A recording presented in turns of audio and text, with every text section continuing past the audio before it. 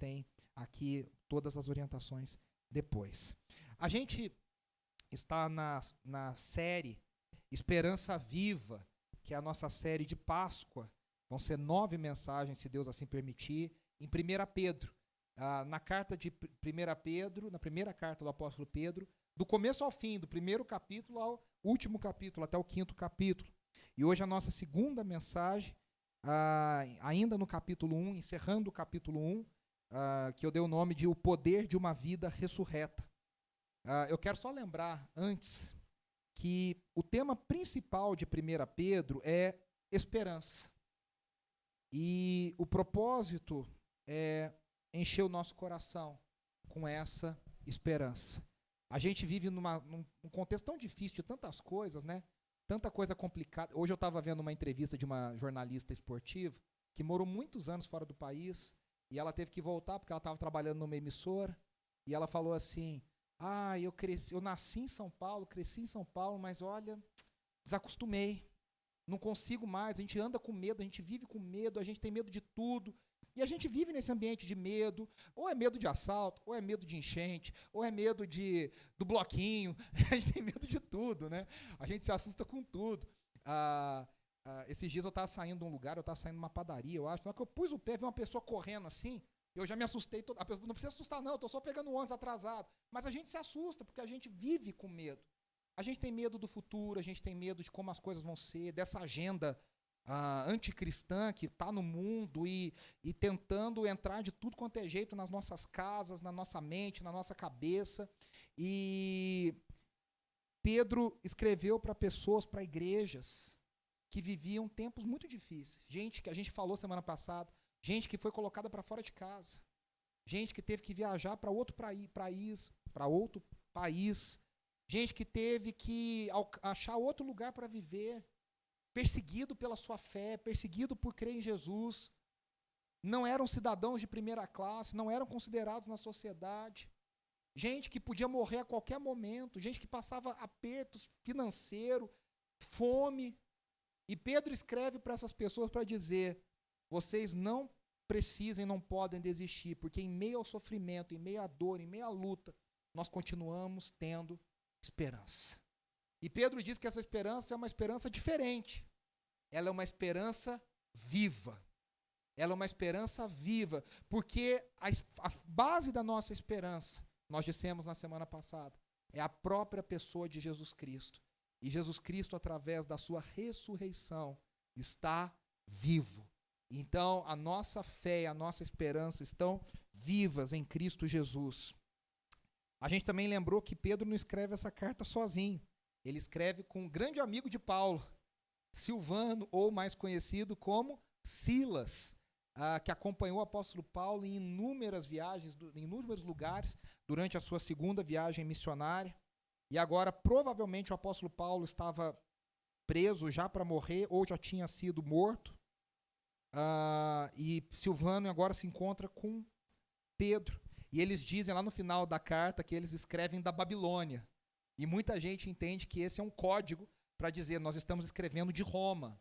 Nós estamos escrevendo de Roma, onde diz a tradição que Pedro, alguns anos depois, foi morto, crucificado de ponta cabeça para não ser morto como Jesus. Daí que vem a tradição apostólica, católica apostólica romana, que diz que Pedro foi o primeiro papa da história da igreja, fundando a igreja em Roma, porque a tradição diz que Pedro morou seus últimos dias ali em Roma. Então Pedro está escrevendo para dizer algo que a gente esquece tão fácil. Cristo nos dá esperança em tempos de dor, em tempos de dificuldade, em tempos de luta. Cristo nos dá esperança. Esperança. E aí a gente falou que o primeiro capítulo de Pedro é uma grande introdução para temas que ele vai recuperar em toda a carta.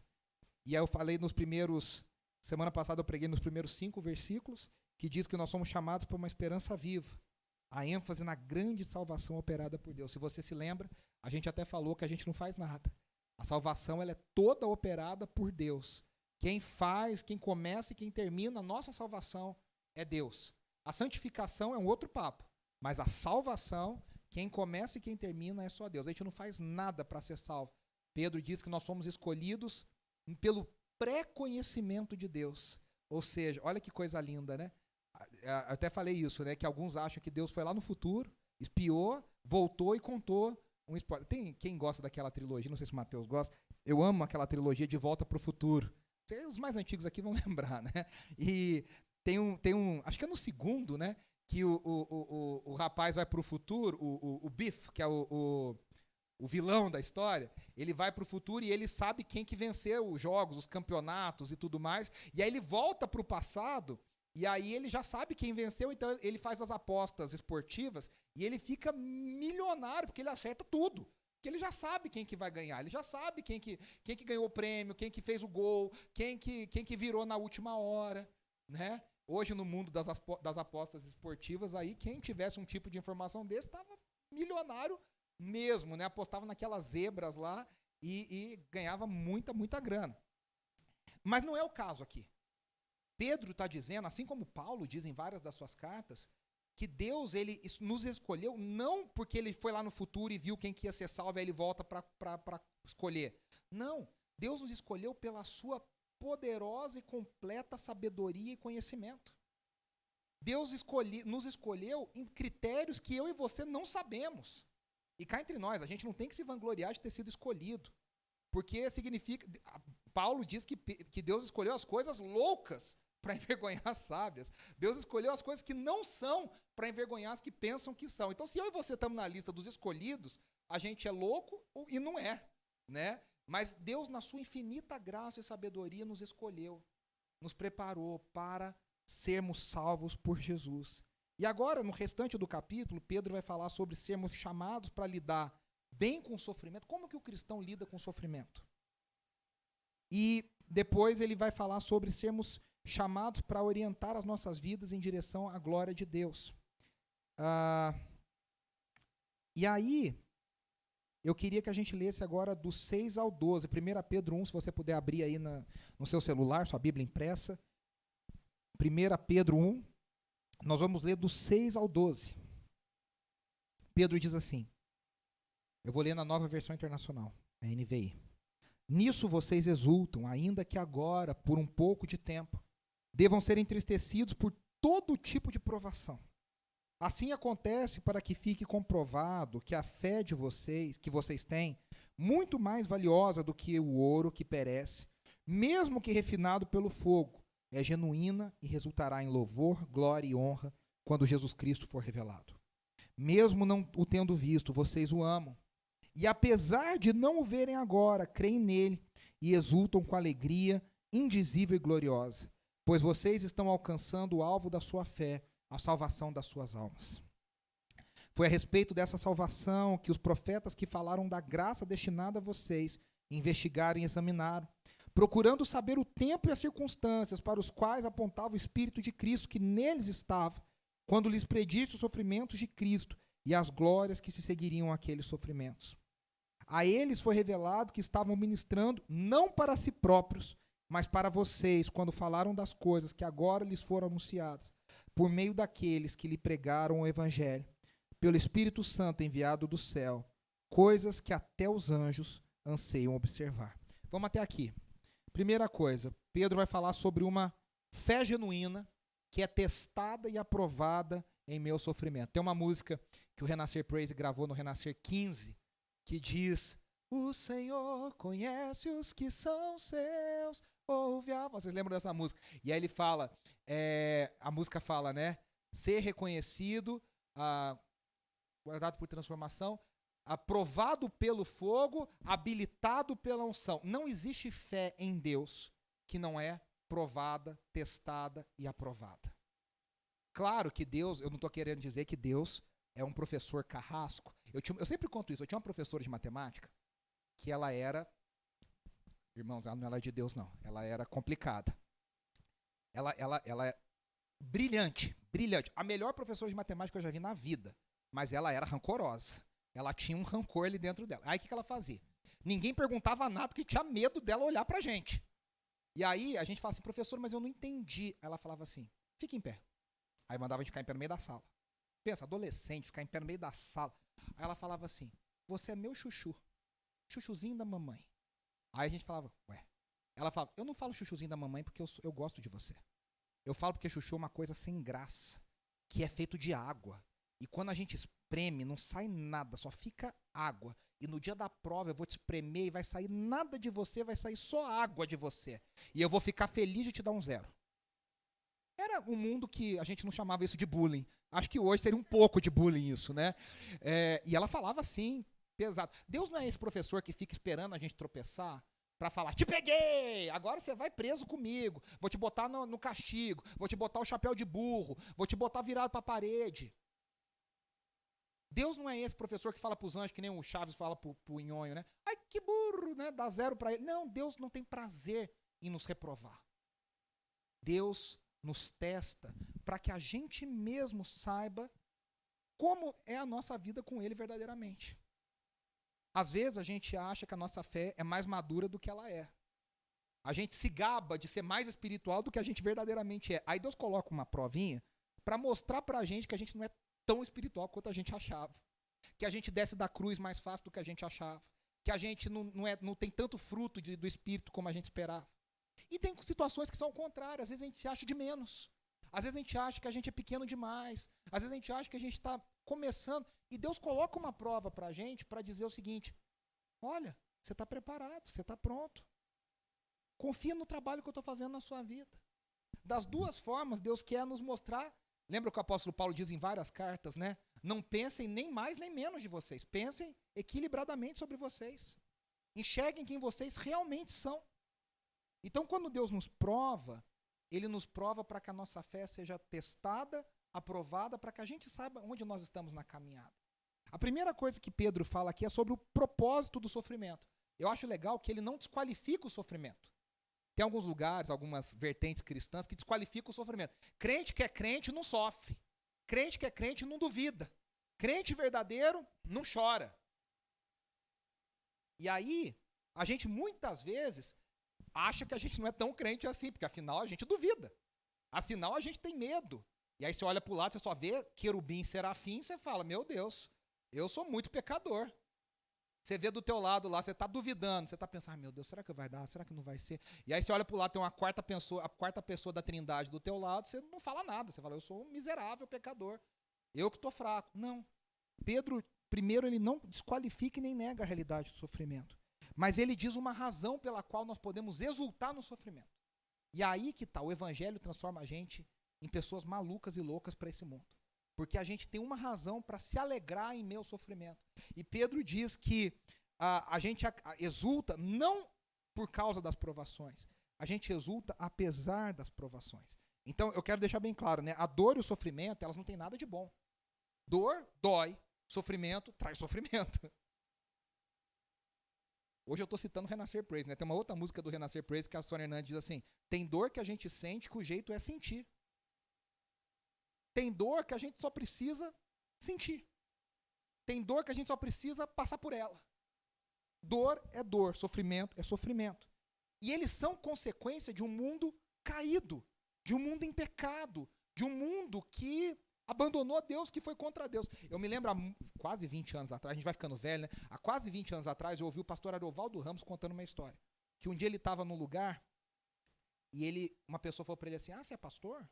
Só aquele jeito do Ariovaldo, bem quietinho, bem calminho. Sou. Falou assim, eu não acredito em Deus, não.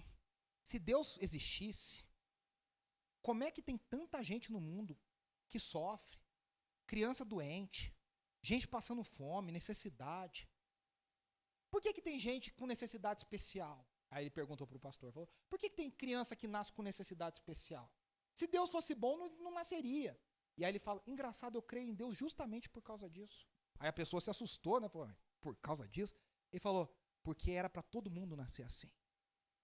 Se alguns nascem com necessidade, com dificuldades, com provações, é porque a graça de Deus está operando em todo o tempo, porque todos nós éramos para nascer assim, porque o mundo está caído, o mundo está afetado. O pecado afeta todas as áreas da nossa vida, todo o nosso mundo.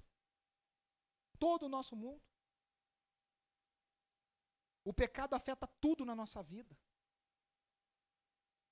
Se a gente tem a bênção de terminar um dia saudável, seguro, guardado, é pela graça de Deus. Porque o mal não tem limite. Se o mundo não se autodestruiu, é pela graça de Deus. E aí, a despeito da perseguição, a despeito do sofrimento, a despeito das dificuldades, Deus transforma essas coisas todas em coisas que trabalham para o nosso bem. Ele faz com que o resultado seja bom. A gente passa, como diz a canção da Cassiane, a gente passa pela prova dando louvor. A gente passa pela prova porque no meio daquilo tudo, Deus ainda transforma aquela maldição, Deus transforma aquela coisa ruim, Deus transforma em algo maravilhoso. É no meio da doença que a gente descobre coisas maravilhosas. É no meio de uma situação familiar que não correu da forma que a gente esperava, que a gente descobre recursos que a gente não sabia dentro de nós.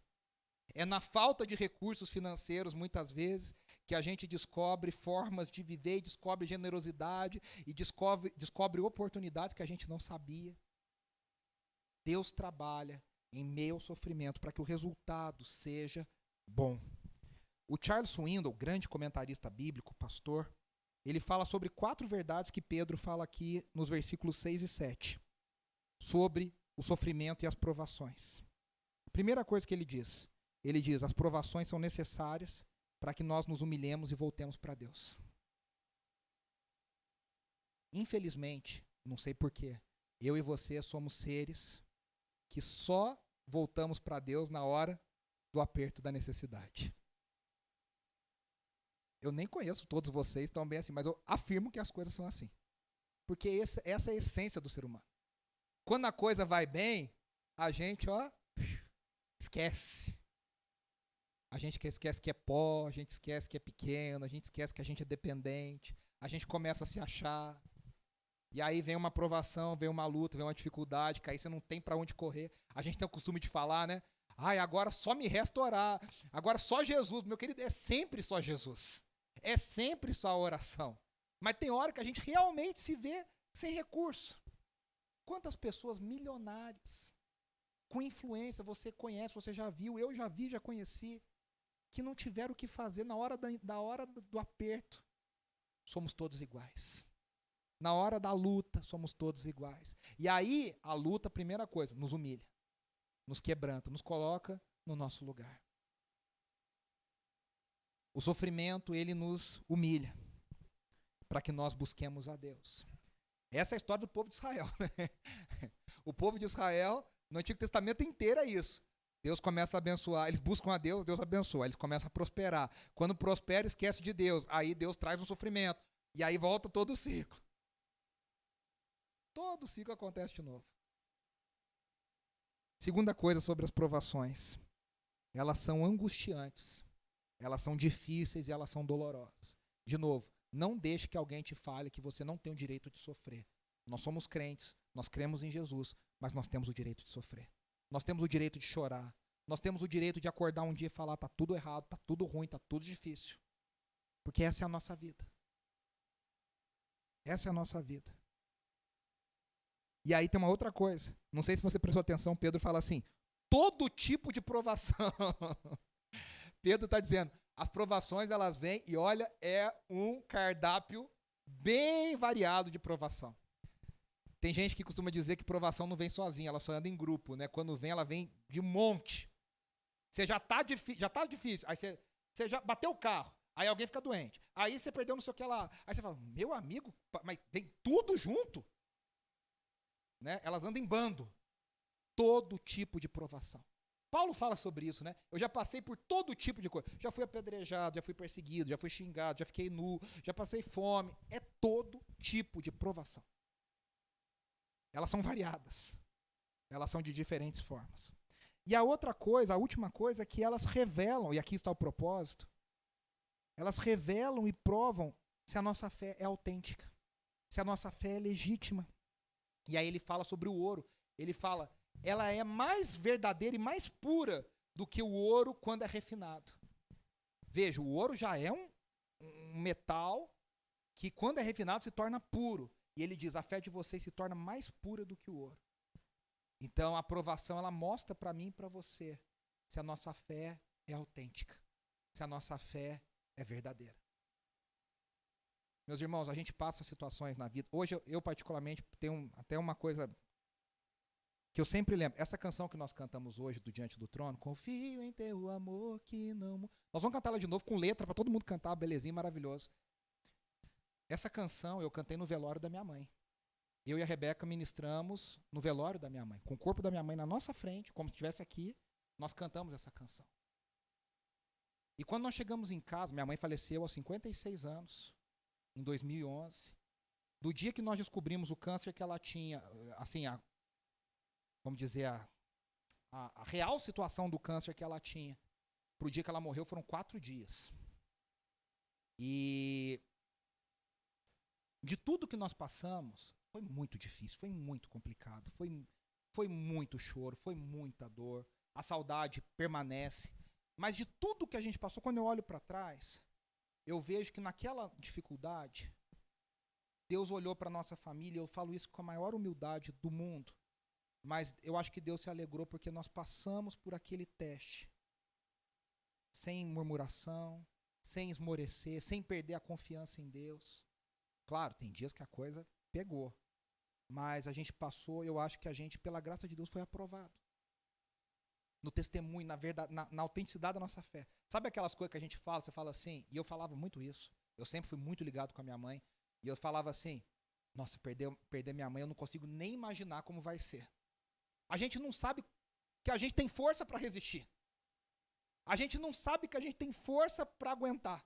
Porque a gente olha para a gente mesmo e a gente acha que a gente não vai aguentar. Quantas perdas a gente já teve? Quantas perdas você já teve? Quantas dificuldades? Perdas materiais, perdas familiares, perdas de sonhos, de coisas que você queria. E aí a gente tem que olhar para trás e fazer um autodiagnóstico. Será que a minha fé foi aprovada por Deus ou será que eu fui reprovado e preciso trabalhar nisso? Preciso pedir a graça de Deus. A primeira coisa é o propósito do sofrimento, para que a nossa fé seja aprovada e aprovada. Segunda coisa que Pedro fala aqui é sobre o resultado do sofrimento. E aí ele diz que o sofrimento é o meio pelo qual a qualidade da nossa fé pode brilhar mais e mais. E quando Jesus foi revelado, o nosso sofrimento vai resultar numa explosão de louvor. Olha que coisa louca. Ele diz, vai resultar em, se você ler aí, louvor, glória e honra a Deus.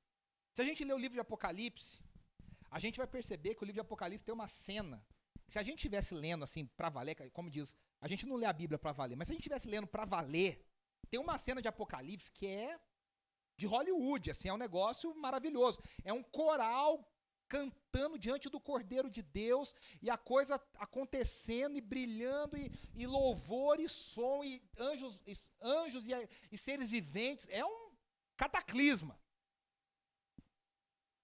E quem está diante do Cordeiro, e por quem o motivo que se explode louvor, Apocalipse diz que é porque os decapitados por causa de Cristo e do Cordeiro se achegam diante do trono. Gente que perdeu a cabeça por amar a Jesus.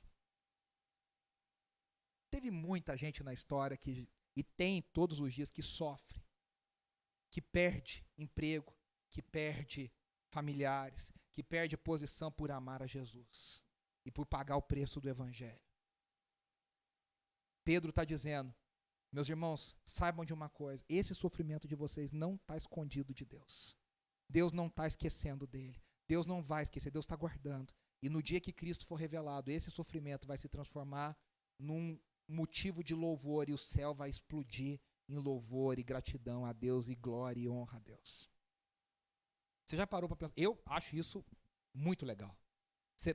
Na hora do aperto, você fala, um dia, se eu estou sofrendo por amor a Deus, um dia isso aqui vai ser transformado num motivo de louvor diante de Deus. Isso é muito legal, isso é muito especial. E aí, essa fé que é testada e aprovada é comprovada no amor que os cristãos possuem por Jesus. E aí é um versículo lindo, que é o versículo 8, ele diz, vocês o amam mesmo não tendo visto. Aqui Pedro ecoa o próprio Jesus quando ele fala para Tomé, você precisou ver para crer? Mais bem-aventurados, mais abençoados são aqueles que não viram e creram. E aí Pedro ecoa essa ideia de Jesus e ele diz, vocês não o viram e vocês o amam. Isso é lindo, né? Vocês não o viram e vocês o amam. Tem um reality show aí que faz sucesso na Netflix, que o pessoal se apaixona sem se ver, né? É o tal do casamento às cegas lá. Que, cá entre nós, depois fica bem confusa a coisa lá, mas a ideia do programa é interessante. A pessoa se apaixona sem se ver. Tem gente na hora que vê, assusta. Mas a pessoa se apaixona só conversando. Você pensou que louco? A gente é muito visual. E Pedro está dizendo, vocês devotam a vida a alguém. Vocês dão toda a sua vida, vocês estão sofrendo perseguição por alguém que vocês nunca viram. Que vocês nunca viram. E aí ele diz que isso vai ser transformado em mais bênção por Deus. Deus vai levar isso em consideração. A esperança viva é a certeza de que a ressurreição de Cristo é real. E ela se tornará real para nós. E aí nos versículos 10 e 12, Pedro fala sobre a glória futura. Ele fala que os profetas do Antigo Testamento profetizaram sobre algo que eles mesmos não viveram.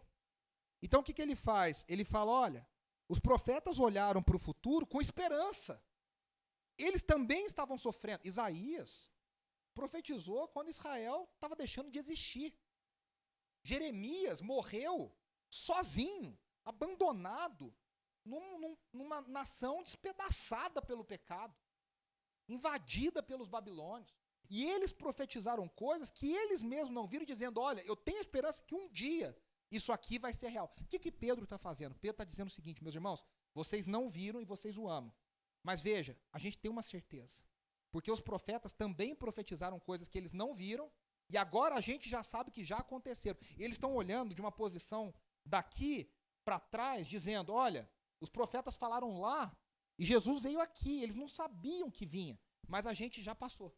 A gente já sabe o nome dele, a gente sabe onde ele nasceu, a gente sabe como ele morreu, a gente sabe que ele ressuscitou. O que Pedro está dizendo é, o Deus que prometeu uma vez e cumpriu, prometeu de novo e vai cumprir de novo. E vai cumprir de novo. O Deus que mandou Jesus uma vez, vai mandá-lo uma segunda vez. É isso que Pedro está dizendo. Os profetas não tinham pleno entendimento, mas eles escreveram em obediência. E aí Pedro fala, esse tempo chegou, foi cumprido na pessoa de Jesus. Aliás, essa é a pregação de Pedro em Atos capítulo 2. Meus irmãos, tudo que vocês ouviram dos profetas, isso aconteceu e se realizou na pessoa de Jesus Cristo. E nós temos algo maior do que os profetas. Eu sempre falo isso, você e eu temos mais revelação do que Isaías, do que Jeremias, do que Elias. A gente sabe o nome de Jesus, a gente sabe a história de Jesus, a gente sabe como a história se desenrolou. A gente já passou 2000 anos da história da igreja. A gente não sabe quantos 1000 anos vão vir pela frente, se são 10, 5 anos ou mais 1000 anos, a gente não sabe. O fato é que até agora nós estamos melhor do que as pessoas no dia de Pedro, porque a gente já viu 2000 anos, a igreja permanece. Pedro não tinha garantia nenhuma de que a igreja permaneceria, porque o império perseguia implacavelmente a igreja. Veja, meus irmãos, a igreja foi perseguida em todos os lugares, em todas as culturas, em todos os lugares, e a igreja de Jesus permanece. Essa é a maior prova de que a gente não vive uma mentira.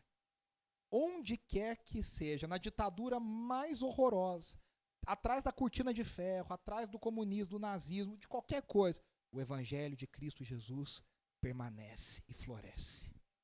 Aliás, diriam os especialistas na igreja perseguida, que nos lugares onde a igreja é mais perseguida, o evangelho é mais vivido e mais florescente. Mais vivo. Jesus dividiu a história. Nós vemos o poder de Deus. A gente vê o poder de Deus operando nos pais da igreja. A gente vê o poder de Deus operando em Agostinho. A gente vê o poder de Deus operando na Reforma Protestante. A gente vê o poder de Deus operando. A gente vê... Acabamos de falar desses irmãos lá em Asbury. E a gente sabe, é o poder de Deus que continua vivo e atuante no mundo. Vamos continuar rapidinho? 1 Pedro 1:13. E aí eu quero falar algumas coisas bem rapidinho. O texto é um pouquinho maior, mas a gente vai falar bem rapidinho. Do 13 até o final, até o 25. Pedro diz assim, portanto, estejam com a mente preparada, prontos para a ação. Sejam sóbrios e coloquem toda a esperança na graça que lhes será dada quando Jesus Cristo for revelado. Como filhos obedientes, não se deixem amoldar pelos maus desejos de outrora, quando viviam na ignorância. Mas, assim como é santo aquele que os chamou, sejam santos vocês também em tudo o que fizerem, pois está escrito, sejam santos, porque eu sou santo. Uma vez que vocês chamam Pai aquele que julga imparcialmente as obras de cada um, portem-se com temor durante a jornada terrena de vocês, pois vocês sabem que não foi por meio de coisas perecíveis, como o prata ou o ouro, que vocês foram redimidos da sua maneira vazia de viver, que lhes foi transmitida por seus antepassados, mas pelo precioso sangue de Cristo, como de um cordeiro sem manchas e sem defeito, conhecido antes da criação do mundo, revelados nesses últimos tempos em favor de vocês. Por meio deles, vocês creem em Deus, que o ressuscitou dentre os mortos e o glorificou, de modo que a fé e a esperança de vocês estão em Deus. Agora que vocês purificaram as suas vidas pela obediência à verdade, visando ao amor fraternal e sincero, amem sinceramente uns aos outros e de todo o coração. Pois vocês foram regenerados não de uma semente perecível, mas imperecível, por meio da palavra de Deus, viva e permanente. Pois toda a humanidade é como a relva, e toda a sua glória é como a flor da relva. A relva murcha e cai a sua flor, mas a palavra do Senhor permanece para sempre. Essa é a palavra que lhes foi anunciada. Amém. Veja, Pedro dá 5 ordens aqui, lá no versículo 13. Ele fala, no 13 e no 14. Preparem a mente, sejam sóbrios, coloquem a esperança na graça que vai ser revelada no dia do Senhor, não se amoldem aos padrões de outrora e sejam santos segundo a santidade do próprio Deus. As 2 primeiras, preparem a mente, sejam sóbrios. Primeira coisa, a vida cristã depois da ressurreição, ela é uma vida com propósito. Lembra daquele livro famoso do Rick Warren, né? Uma vida com propósito. A vida cristã do crente maduro, do crente que anda com Deus, o crente não tem tempo para ficar perdido, para ficar dando bobeira, para ficar esquentando o banco, para ficar parado no reino. Quem experimenta a ressurreição tem um foco na vida, ele tem uma direção.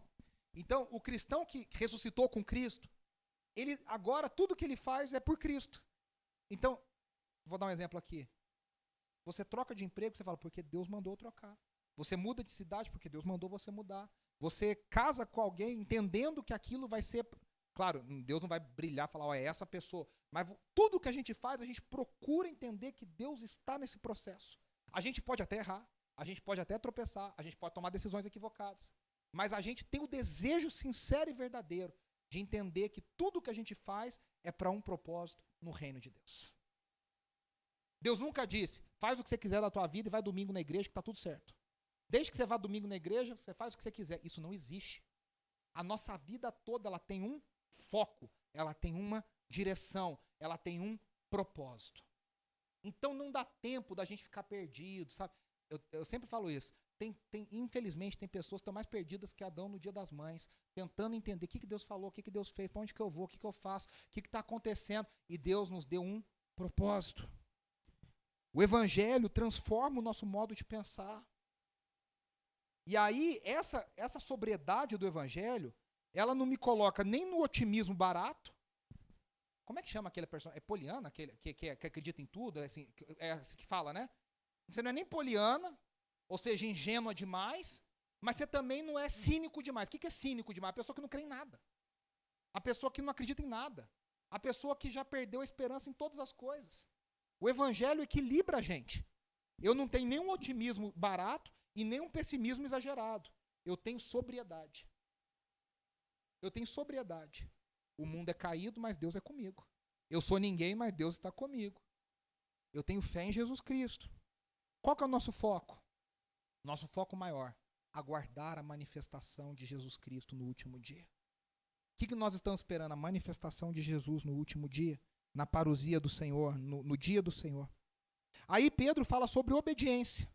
E aí ele fala sobre não se amoldar aos padrões da vida antiga. Você já ouviu isso aqui. Romanos 12, Paulo fala a mesma expressão. Não se amoldem, não tomem a forma do mundo. Parece que Pedro pegou as palavras. Vai saber se Silas, que está ajudando Pedro a escrever, não escutou tanto Paulo falando, que ele falou assim, isso aqui eu sei, pode deixar que isso aqui eu sei escrever. Ó. E aí, sabe aquele copia, mas não faz igual? E aí botou aqui ipsis literis, quase o que Paulo ensinou a vida toda. E Pedro, mais uma vez, está dizendo aos seus queridos, não busquem a maneira antiga de viver. Lá no versículo 18, ele chama esse padrão antigo de maneira vazia de viver, que foi passada pelos seus antepassados, antepassados que não conheceram a Cristo. Eu não sei você, olha, quero falar algo muito tranquilo. Não que a gente se julgue melhor, não é isso. Mas às vezes, a gente olha para a vida de alguns amigos, gente que a gente conhece, até notícias e tudo, e você pensa assim, nossa, mas que coisa vazia. Que vida sem propósito. Às vezes você escuta a pessoa falando da vida dela, dando uma entrevista, esses podcasts hoje que a pessoa fica 3 horas contando a vida dela e tudo. Aí você escuta, às vezes você fala assim, cara, que triste, a pessoa é vazia. A pessoa não tem propósito. Não que a gente seja perfeito, não que a gente seja melhor, não é nada. Mas a gente tem Jesus, e Jesus não dá um propósito. Jesus não dá uma direção, Jesus não dá um foco. Jesus não dá uma razão de viver. Eu vou falar aqui um caso que até recentemente, essa semana, acho que fez 3 anos, 4 anos da morte, que foi do Boechat. Eu senti muito a morte do Boechat. Muito. Eu escutava o Boechat todos os dias de manhã na Band News. Parecia alguém que era meu amigo, de tanto que eu escutava. Eu ia levar a Andressa para a faculdade todos os dias de manhã e eu ouvia todos os dias. E aí, morreu daquele jeito horrível. E o Boechat era ateu. E ele falou várias vezes, eu creio que depois que morrer, acabou. Não tem mais nada, mais nada. Você já pensou que coisa mais triste é acreditar? E aqui não estou eu para falar se ele foi salvo, se ele não foi salvo, isso aí é ele, Deus e amém. Mas a pessoa que não crê que tem nada, ela vive sabendo que depois que eu morrer, acabou. Pedro está dizendo, vocês foram salvos pela obediência da antiga maneira vazia de viver. Então não voltem para essa maneira vazia de viver. E aí ele fala para o povo de Deus ser santo, porque o Deus que ele serve é santo. E aí ele ecoa Levítico. Levítico 11, 44, 45 diz assim, não precisa ler não precisa abrir lá não. Pois eu sou o Senhor Deus de vocês. Está lá Deus falando para Moisés e para o povo, né, no deserto. Consagre-se e sejam santos, porque eu sou santo. Não se tornem impuros com qualquer animal que se move rente ao chão. Eu sou o Senhor que os tirou da terra do Egito para ser o seu Deus. Por isso sejam santos, porque eu sou santo. Lá no 20, 26, Levítico 20, 26, Deus diz, vocês serão santos para mim, porque eu, o Senhor, sou santo, e os separei dentre os povos para serem meus. O que significa ser santo? Significa ser separado, ter um modo diferente de viver. Deus está dizendo para o povo de Israel, eu vou colocar uma marca em vocês, que vocês vão ter um jeito diferente de viver. Naquela época, isso refletia nas cerimônias, refletia na comida, que até hoje é chamada comida kosher, né? A comida judaica, que não se come determinados animais, tem que cozinhar de determinado jeito, fazer de determinadas formas. Eles eram diferentes. Para quê? Para manifestar que o estilo de vida de quem crê em Deus é um estilo de vida diferente. O que Pedro está dizendo é, Deus chamou vocês para serem diferentes das outras pessoas. Deus chamou para... a gente sempre fala, diferente não significa ser esquisito. Tem crente que é esquisito, né? Tem crente que é esquisito. O Saião sempre fala, né? Tem o muçulmano xiita e o crente chato, né? Deus me livre. Se dependesse dos anos 90, eu fui uma criança que poderia ser perturbada, né? Você não podia fazer nada, não podia ver nada, você não podia ler nada. Deus não gosta disso, Deus não gosta daquilo, não veja aquilo, não assista aquilo, não fale isso. Ser separado não significa ser esquisito, primeira coisa. Mas também não significa viver a vida como todo mundo vive. Aí tem alguma coisa errada. Isso chama secularismo. É o crente secularizado. Ele diz que é crente, tem uma etiqueta gospel. Mas a vida dele é igualzinha de todo mundo. Ele toma decisão igual a todo mundo, ele pensa igual a todo mundo, ele decide igual a todo mundo, ele usa o dinheiro igual a todo mundo, ele ganha dinheiro como todo mundo. Está errado. O nosso modo de viver tem que ser diferente. Porque a gente acredita num Deus completamente diferente do Deus desse mundo. E aí, Pedro diz assim, a nossa redenção teve um alto preço. E por que ela teve um alto preço? Porque o preço dela foi o sangue do Cordeiro de Deus. E essa redenção, o que significa redenção? Esse resgate nos tornou filhos de Deus. Aí ele diz, né, lá no versículo 18, não fomos comprados nem por ouro, nem por prata. Nós fomos comprados pelo precioso sangue de Cristo. O que Pedro está dizendo é, ouro e prata não significam nada perto do valor do sangue de Jesus. É que nem quando o João fala das ruas de ouro no céu, e tem crente megalomaníaco que fica pensando, né, baixa o tio Patinhas, o cara acha, pô, vou ficar beijando a rua de ouro lá no céu. O que João está querendo dizer é o seguinte, o céu, a presença de Deus tem tanto valor, que a rua vai ser feita de ouro, porque o ouro não vai valer nada. Percebe como a mente é diferente? A gente já vai com a mente mundana. Nossa, vai ser tudo de ouro. Eu quero banheira de ouro, eu quero torneira de ouro. João está falando, não vale nada. O que vale é a presença de Deus. Pedro está dizendo, a prata e o ouro perto do sangue de Jesus não valem nada, porque o sangue de Jesus é precioso. Precioso. E lembre-se lá que nos versículos iniciais ele disse que esse sangue foi jogado, aspergido, foi borrifado em nós. Esse sangue foi borrifado em nós. E aí ele retoma o que ele já trabalhou lá nos primeiros versículos, né? 1. O plano de redenção já estava traçado antes da fundação do mundo. Ele diz, o sangue do Cordeiro foi conhecido antes da fundação do mundo. Ele falou antes do pré-conhecimento de Deus. Quer dizer que antes que o mundo, até a canção diz isso, né? Antes que o nada houvesse, ele já era Deus. O plano já estava traçado. O plano já estava traçado. 2, ele trabalha com a ideia da revelação progressiva. Por isso que ele falou dos profetas. O que significa? O plano foi ficando cada vez mais claro, mais claro, mais claro, mais claro, mais claro. Até se revelar plenamente em Jesus. E essa redenção, que foi determinada na eternidade, foi comprada pelo sangue de Jesus, ela nos torna filhos de Deus. E aí ele termina lá no versículo 17 dizendo assim, se chamamos Deus de Pai, e a gente chama Deus de Pai porque Jesus nos ensinou o Pai Nosso. Jesus compartilhou o Pai dele e falou, o Pai não é meu, o Pai é nosso. Então ele fala, se a gente chama Deus de Pai, você tem que honrar esse nome, você tem que honrar essa família, você tem que agir como filho de Deus. Ou não chama Deus de Pai. Então qual que é a oração do Pai Nosso? Seja feita a tua vontade na terra como ela é feita no céu. Quem chama Deus de Pai tem que querer a vontade de Deus. Eu não posso chamar Deus de Pai e querer fazer minha vontade. Não dá, não existe isso. E aí a gente age baseado, ele diz, no temor de Deus, no temor da presença de Deus. E o temor de Deus tem 3 fundamentos. A santidade de Deus. Eu temo a Deus porque eu sei como Deus é. Eu temo a Deus porque eu sei o alto preço da redenção. Sabe quando a gente fala assim? Nossa, minha mãe tinha umas coisas lá em casa, que era assim, quebra o seu braço, mas não quebra esse vaso. Que esse vaso foi me dado por alguém que é caro, que não sei o que. Todo mundo tem alguém assim na família, né? Você não chega perto, você não respira, você não pensa perto disso aqui. Porque foi caro, foi difícil. Tem valor, às vezes emotivo, emocional. Mas tem um alto preço. Tinha um vaso que a minha mãe falava assim, quem me deu não vai dar mais, já morreu. Então não quebra esse vaso. Quando a gente tem temor a Deus, porque a gente sabe o preço dessa redenção. Deus não comprou a gente com 30 moedinhas. Deus comprou a gente com o preço da vida do seu filho. E o terceiro fundamento do temor é que o temor em saber que a nossa jornada, ele diz, veja como vocês vivem a jornada de vocês na terra. A gente sabe que não termina aqui. Que um dia a gente vai prestar conta diante de Deus. Então a gente tem esse temor. Um dia eu vou prestar conta para Deus. Veja que o cristão ele não tem um medo paralisante. É um temor saudável. É um temor de um dia eu vou estar diante de Deus e eu quero glorificar a Deus. Não é, eu estou com medo de Deus me jogar para fora para o inferno. Não, eu quero glorificar a Deus. Eu quero dar honra. O crente nunca é aquele aluno que quer tirar o mínimo para passar de ano.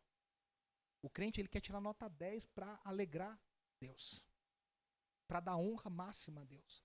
A gente às vezes não consegue, mas a gente deseja. E aí ele diz assim, é por meio de Cristo, o Cordeiro sem mancha e sem defeito, versículo 19, que foi ressuscitado e glorificado, versículo 21, que nós cremos em Deus, depositando nele toda a nossa fé e a nossa esperança. Por isso, no Cordeiro de Deus, a nossa esperança é viva, porque Cristo está vivo. Aleluia. E aí eu quero só encerrar aqui rapidinho os últimos 3 versículos, 22, 4, né? 22, 23, 24, 25. Pedro diz que a obediência a Deus em meu sofrimento causa purificação. Ele diz, vocês obedecendo, em meio à luta, em meio ao sofrimento, a fé de vocês é purificada. O que significa? A gente é santificado. A gente se torna cada vez mais parecido com Jesus. E essa purificação, ela tem um alvo final. E qual que é o alvo final? Que a gente fique na montanha clamando e adorando? Não. Por mais linda que sejam esses avivamentos, o alvo final, diz Pedro, é o amor fraternal entre irmãos e irmãs, sincero e verdadeiro.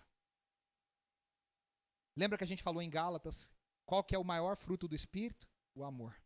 O amor é o que baliza todos as outras manifestações do fruto. Lembra que Paulo fala, olha, haja bem com todos, especialmente com os da família da fé. Ou seja, o crente maduro que é provado e aprovado e que a fé é purificada. O resultado é amor. Ama mais, cuida mais do outro, se preocupa mais, pensa menos em si, pensa mais no próximo. E aqui tem uma coisa bem clara, né? O sofrimento, como a gente cantou agora, o sofrimento pode ser aliviado quando a gente tem pessoas ao nosso lado para nos ajudar a dividir a carga e nos amar em tempos difíceis. O Baruch tem uma música que ele diz assim, em tempos de angústia nascem os irmãos. Todos nós sabemos. Gente que você achava que era teu amigão e na hora do aperto, nem apareceu. E gente que você não dava a mínima, na hora que você precisou, estava lá para te apoiar. A gente tem dívida de gratidão, eu pelo menos tenho dívida de gratidão com uma série de pessoas que em momentos cruciais da minha vida me apoiaram, nas horas difíceis, estavam lá. Estavam lá. Eu tenho um amigo, muito amigo, a gente tem uma brincadeira entre nós, eu morei na casa dele 1 ano, aqui em São Paulo, antes de casar. E ele morava num lugar lá na Zona Norte, perto do metrô Tucuruvi. Quem já conhece o metrô Tucuruvi sabe, ali é morro pra baixo, assim, ó, é assim, mas é morro, e olha que eu sou mineiro, mas é morro, morro. Aí ele falava pra mim assim, ó, tô aqui pra te servir. Ficava me enchendo o saco todo dia, tô aqui pra te servir. Eu falava, obrigado, tô aqui pra te servir. 1 ano falando na minha cabeça, tô aqui pra te servir. Aí um dia tava chovendo horrores. Eu falei pra ele, me dá uma carona até o metrô, porque tem que subir e descer nessa chuva. Ele falou assim, não vai dar. Eu falei, faz 1 ano que você fala, eu tô aqui pra te servir, e a hora que eu te peço alguma coisa, você não pode me levar. E ele morreu de dar risada, eu morri de dar risada. Mas infelizmente tem hora que a gente é assim, a gente fala, conta comigo. Mas a gente não quer que a pessoa chame a gente. A gente fala, tô aqui, hein? Mas na hora do aperto você nem quer saber o que a pessoa tá passando. Pedro diz, uma fé provada e aprovada, ela se manifesta no cuidado um com o outro. E a comunidade perseguida, ela só tem um ao outro. Ela só tem um ao outro. Ela só tem o cuidado mútuo. E aí Pedro está dizendo, é aí que nós vemos a santidade de Deus. Porque a gente não está procurando o nosso próprio bem, a gente está procurando o bem do próximo. E aí ele termina falando que tudo isso é possível através da ressurreição. E aí ele usa uma ideia que ele fala da palavra de Deus e de Jesus como se fosse uma coisa só. Jesus e a palavra são uma coisa só. Ele diz, vocês foram nascidos de novo, regenerados, através de Jesus, da palavra, da semente viva. Da semente que não volta vazia. Da semente que sempre vai florescer. A palavra viva, ela é chamada no Novo Testamento de Atos 14, 3, mensagem da graça. Atos 15, 7, mensagem do Evangelho. 1 Coríntios 1, 18, a mensagem da cruz. 2 Coríntios 5, 19, a mensagem da reconciliação. Filipenses 2, 16, a palavra da vida. Efésios 1, 13, palavra da verdade. E aí agora Pedro vai citar, para terminar, Isaías 40. E ele vai dizer, a vida humana passa rapidinho. Mas a palavra de Deus é eterna. Ele diz, a erva seca, mas a palavra de Deus permanece para sempre. Eu queria que você fechasse os seus olhos. Nós vamos orar. E eu quero te fazer algumas perguntas para você orar hoje e ao longo da semana. Você pode ouvir essa mensagem de novo no Spotify, no YouTube, se você quiser. Como que nós podemos ser intencionais na nossa forma de viver a nossa vida ressurreta? Como é que você pode ter propósito? A pergunta é: você tem tido propósito para viver a sua vida ressurreta? Segunda coisa, como que nós podemos viver de forma que reflita a novidade de vida e o poder da ressurreição de Cristo em nós? Pergunta para eu e você fazermos para nós mesmos essa semana toda. Terceira pergunta, como é que nós podemos viver em temor pelo grande preço da redenção que nos foi dada? E a última pergunta, como é que a gente pode demonstrar amor genuíno pelas pessoas, especialmente os da comunidade de fé, da família da fé? Vamos orar? Senhor, nós te agradecemos pela tua palavra. Obrigado porque em meio ao sofrimento a gente tem um propósito, a gente tem uma esperança. Nós sabemos que a nossa fé está sendo testada e nós desejamos e nós te pedimos que a nossa fé seja aprovada. Nós pedimos ao Senhor que nos dê a tua graça de sermos refinados e sermos purificados e encontrarmos no Senhor a aprovação de que nós precisamos. Que essa fé provada e aprovada, ela redunde em amor. Que a gente possa amar mais, que a gente possa demonstrar mais, que a gente possa se dedicar mais ao próximo, que a gente possa ter o amor verdadeiro entre irmãos na fé, sabendo e vivendo com temor diante do Senhor, ao saber que nós somos comprados por um grande preço, o preço do sangue de Jesus, o precioso sangue do Cordeiro. Que o Senhor nos dê a graça de vivermos uma vida ressurreta, que o Senhor nos dê o poder de vivermos uma vida ressurreta, manifestando a tua ressurreição dia após dia, onde nós vivemos. No nome de Jesus. Amém, amém e amém. Queridos, nós estamos encerrando a nossa celebração. Só